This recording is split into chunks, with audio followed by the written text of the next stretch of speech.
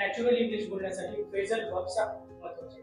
त्यासाठी आजच्या व्हिडिओमध्ये आपण 5 फ्रेझल वर्ब्स पाहणार आहोत जे आपण डेली यूज करतो. सुरू करण्याअगोदर फ्रेझल वर्ब म्हणजे काय हे मी तुम्हाला थोडक्यात सांगतो. रेग्युलर वर्ब सोबत आपण प्रिपोजिशन जोडतो तेव्हा एक नवीन शब्द तयार होतो. फॉर एक्झाम्पल ऑन हा एक रेग्युलर वर्ब आहे आणि ऑफ एक प्रिपोजिशन आहे.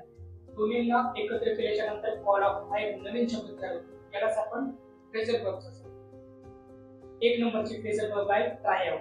याचा अर्थ होतो वापरून पाहणे. फॉर एक्झाम्पल त्याने नवीन सायकल वापरून पाहिली. He tried out the new bicycle. Example number 2, तुम्ही ही ॲप वापरून पाहू शकता. You can try out this app. 2 नंबरचा फ्रेझल वर्ब आहे स्टे अप. त्याचा अर्थ होतो रात्री उशिरापर्यंत जागे राहणे. फॉर एक्झाम्पल त्याला उशिरापर्यंत जागे राहावं लागेल. He will have to stay up late. Example number 2, Ram रात्री उशिरापर्यंत जागला. Ram stayed up last night. Phrasal verb number 3 stand out. Stand out म्हणजे उठून दिसते. फॉर एक्झाम्पल हा शर्ट तुमच्यावर उठून दिसतो. This shirt stands out on you. Second number लाल कलर तुमच्यावर उठून दिसतो. Red colour stands out on you. जर हा व्हिडिओ तुम्हाला थोडा जरी हेल्पफुल वाटत असेल तर तुम्ही या चॅनलला लाईक, शेअर आणि सबस्क्राईब करू शकता.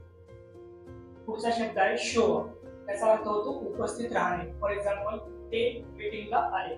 ते showed up for the meeting. Second number तो पार्टीला आला नाही. He did not show for the party. आणि 5 नंबरचा शब्द आहे हँग आउट म्हणजे मित्र-मैत्रिणींसोबत वेळ घालवणे किंवा फिरणे. फॉर एक्झाम्पल मला मित्रांसोबत फिरायला आवडते.